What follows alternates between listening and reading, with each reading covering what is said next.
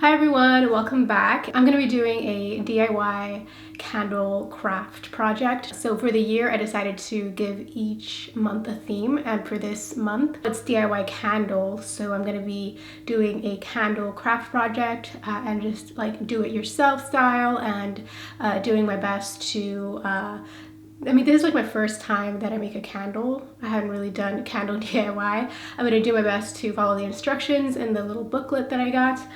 So I got a little candle making kit. It brought a booklet and it gave me an idea to make a candle that's like teacup themed. So the name that they gave it is like fairy tale teacup candle. So I decided to go with that theme, and I got a vintage teacup just for the candle. And yeah, all the instructions are here, so I'm gonna do my best to read through them and just share my craft project with all of you and see how the candle turns out. Like, I'm not sure. I really hope that it does, that it does turn out like a standard candle. So a few of the things that I'm going to be using to make this candle. First off, the vintage teacup. So this is how the vintage teacup looks like. It just has a lot of florals and some gold rims as well. I'm also going to be using wax. So in here is the wax. I'm not going to use all of it. It's only the amount of the container. So I'm going to be using some of this wax. And then I have the wicks and the tabs. I'm also going to be putting some rose petals on the wax of the candle. And I have these rose petals. I'm going to be using the lavender essential oil to give it some natural scent.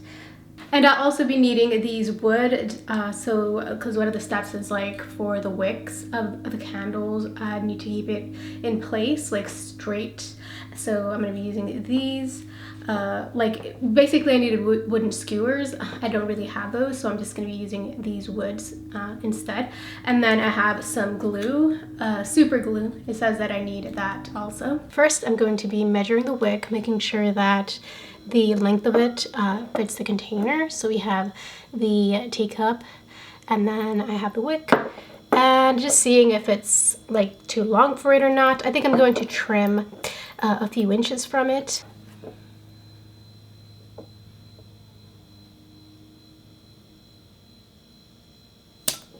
I'm going to add some super glue on the bottom of the tab and then glue it on the teacup.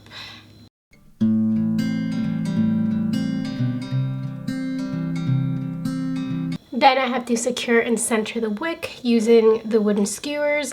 But I'm going to be using these woods. It keeps the wick aligned. Okay, so the next step, while the skewers are keeping the wick aligned, I'm going to be melting the wax. So I'm going to be using it says I can either use a microwave to melt it, or I can use a pan and then so I think I'm going to be using the pan to melt the wax. So I'm going to be putting some water in a pan, and then I'm going to be putting the wax inside of a metal pot. Well, it's like a metal container with a handle made for it. So then I'm going to be putting that inside of the pan with the water, and I'm going to be melting the wax. They say here that I need to melt the wax and make sure that I also, after it melts, I let it cool for 5 minutes so that it's at least 52 degrees Celsius. And then after that, I can add the wax in the container. You could also add, it says here, any like color dyes, or like you could use crayons to give the wax color. I'm going to leave my wax white, so I'm not going to be putting no color in it. And then it says to stir the melted wax vigorously using a wooden skewer. So let me go ahead and get this wax melted, and then pour the wax in the container once I let it cool for 5 minutes. Okay, so I've melted the wax. I actually used I filled a pot with water, and then I used a metal container with a handle, and then put the wax in there so that it can melt. And you could have a thermometer to measure the Celsius. I didn't use a thermometer, and then I'm gonna let it cool for 5 minutes. It says I can add the essential oil of my choice. So I'm going to be using lavender essential oil.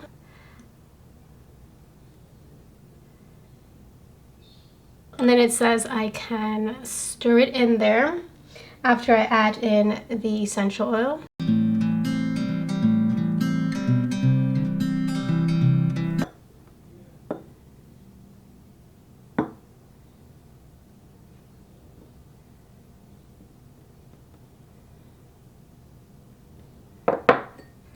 Making sure that the wick is centered. The wooden skewers are going to stay on the wick so they can be centered while the wax dries in the teacup. I'm actually going to pour some of the wax in this container. A few inches of the wax had to stay in this container because after it dries, I'm going to be topping it off with more wax. This ensures that the top of the candle has really smooth wax. When you pour the wax in the container, don't pour all of it.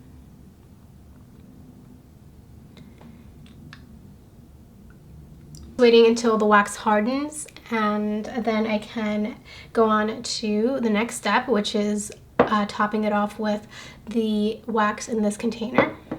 Okay, so the wax is hardened and I'm going to be topping it off with the melted wax.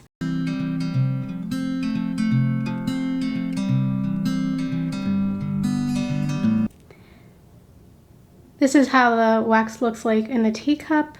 It's hardened, and I'm going to top it off with the remaining melted wax that's in the container. So the topping off the candle is important because the second pour, which is the top off, is going to ensure that the top of the candle dries smoothly and also doesn't have any holes, blemishes, or bubbles. So that's why it's important to top it off. So I'm just going to put the remaining melted wax on the candle.